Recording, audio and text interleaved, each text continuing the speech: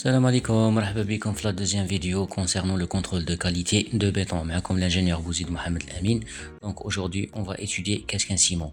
Pour cela, on va utiliser la norme NFEN 197A. Par définition, le ciment est un liant hydraulique fait à base de calcaire et d'argile. Donc quand on mélange 80% de calcaire et 20% d'argile, bien sûr, après plusieurs étapes de traitement, on va avoir du ciment. Calcaire composé de carbonate de calcium, CaO, argile composée de silice alumine et oxyde de fer.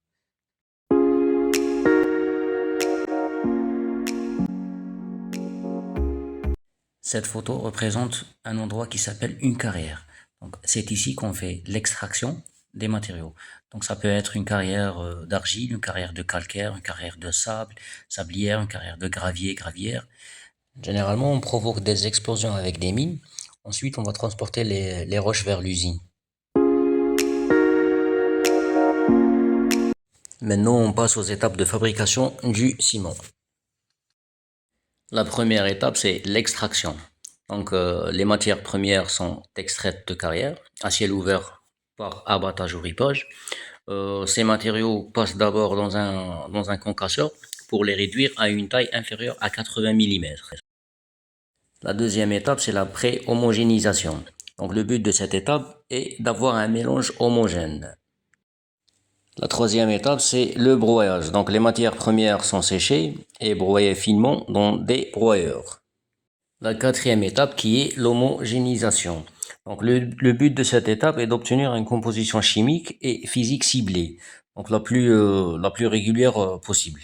Du coup, on passe directement à la cinquième étape qui est le préchauffage. Donc, cette farine crue qu'on a eue est ensuite préchauffée à 850 degrés dans la tour de préchauffage. Directement, on passe à la sixième étape qui est la cuisson. Donc, cette farine qu'on a préchauffée à 850 degrés est ensuite chauffée à 1450 degrés dans un four rotatif qui fonctionne genre 24 heures sur 24 et 7 jours sur 7. Par la suite, on aura la septième étape qui est le refroidissement rapide du clinker. Cette étape est nécessaire pour obtenir les propriétés hydrauliques du ciment. Huitième étape, on fait un stockage du produit qu'on a eu, le clinker. Et la neuvième étape, on fait un broyage du ciment. Donc après avoir broyé le clinker avec du gypse et d'autres matières, ce mélange est broyé à nouveau. Et ça constitue le ciment. Pour récapituler, donc on a du calcaire et de l'argile, 80% de calcaire et 20% d'argile. On va effectuer un broyage. Ensuite, on aura une homogénéisation du mélange. Ce mélange, on va le mettre dans un four à 1450 degrés. Par la suite, on va le refroidir. C'est ce qu'on appelle le refroidissement rapide du clinker à 100 degrés.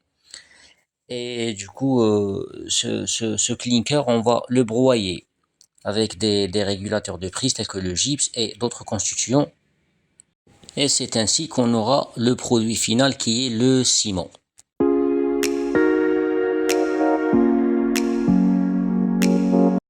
On passe directement à la plus importante étape de la vidéo, qui est l'identification du ciment.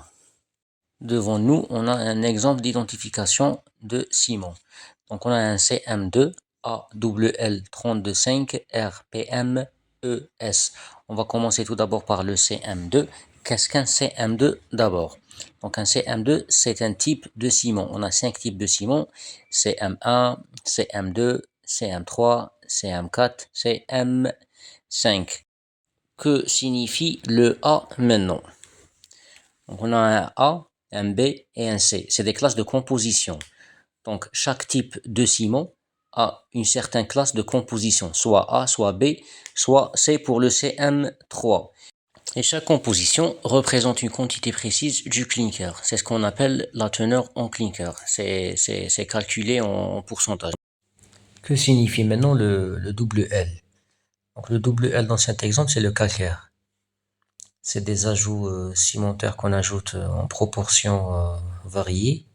Ça peut être des laitiers granulés de haut fourneau S, matériaux pozzolaniques, ça peut être des cendres volantes, schiste calciné, fumée de silice, etc. On passe maintenant à la mention 32.5R. Donc, on a trois classes de résistance courantes, calculées en mégapascal, MPa. On a 32.5, 42.5, 52.5. L, N et R représentent les classes de résistance à court terme, donc 2 ou 7 jours. L veut dire une prise lente, N c'est une prise normale et R c'est une prise rapide. Par exemple, on va effectuer un coulage de béton et on est pressé pour faire un décoffrage. On veut décoffrer le plus tôt possible. Automatiquement, on va utiliser un ciment avec la mention R pour une réaction rapide, une prise et un durcissement rapide du béton. On passe maintenant au tableau suivant. Donc, on a les trois résistances courantes à 28 jours, 32,5, 42,5, 52,5 et les trois résistances à court terme, 2 et 7 jours. On prend la classe 52,5 comme exemple. Donc, pour le L, on a une résistance de 10 mégapascal à 2 jours. Pour le N, on a une résistance de 20 mégapascal à 2 jours. Et pour le R, on a une résistance de 30 MPa à 2 jours. Comme vous pouvez le remarquer, on a une différence de 10 mégapascal entre chacune des résistances à 2 jours. Donc, quand c'est un L, on a une réaction, une prise lente. Quand c'est un N, c'est une réaction, une prise normale. Et quand c'est un R, cela veut dire une réaction, une prise à 2 jours rapide. Et maintenant, on finit avec la mention PM et ES. Donc, pour les travaux en milieu agressif, eau de mer ou eau sulfatée, on emploiera respectivement des ciments Portland pour des travaux à la mer PM ou pour des travaux en eau à haute teneur en sulfate ES, c'est-à-dire ces ciments sont destinés au béton en environnement agressif qui nécessite des résistances à la compression élevées au jeune âge.